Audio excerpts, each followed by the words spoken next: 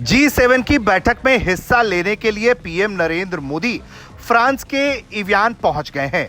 तस्वीरों में आप देख सकते हैं कि खूब लाव लश्कर के साथ PM Narendra Modi G7 summit में हिस्सा लेने के लिए वेन्यू स्थल पर पहुंचे हैं। इस G7 बैठक का इस बार महत्व बहुत बड़ा है, क्योंकि कई तरह की दुनिया परेशानियों से घिरी है और इन सब के बीच G7 देशों की बैठक हो रही है। पीएम नरेंद्र मोदी का यहां शामिल होना भी एक बड़ी वजह है, क्योंकि लगातार अमेरिका ईरान युद्ध के कारण और दुनिया की बदली परिस्थितियों के कारण भारत की भूमिका लगातार बढ़ती चली जा रही है। पीएम नरेंद्र मोदी G7 देशों के उस समिट में हिस्सा लेंगे जिसका थीम है foreign new partnership and rebuilding international solidarity. इसके अलावा इस बैठक में G7 देशों के सदस्य, दूसरे पार्टनर कंट्रीज और वर्ल्ड बैंक और अफ्रीकन डेवलपमेंट बैंक के रिप्रेजेंटेटिव्स भी शामिल होंगे। सबसे अहम बात यह है कि G7 बैठक से इतर पीएम नरेंद्र मोदी की कई और अहम मुलाकातें होनी है, जिसमें अमेरिकी राष्ट्रपति डोनाल्ड ट्रंप के साथ मुलाकात बहुत अहम माना जा रहा है। तस्वीरों में आप देख सकते हैं कि पीएम नरेंद्र मोदी किस तरह से पहुंचे और किस तरह से उनका स्वागत हुआ है।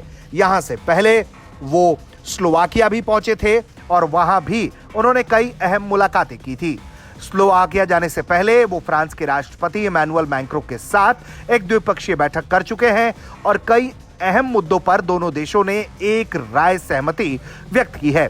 इसके अलावा भी पीएम नरेंद्र मोदी G7 की बैठक से इतर कई अहम प्रतिनिधियों से मुलाकात करेंगे। इस बैठक में हिस्सा लेने के लिए यूएई के राष्ट्रपति खुद पहुंचे हुए हैं। इसके अलावा यूक्रेनी प्रेसिडेंट जेलेंस्की भी यहां मौजूद हैं।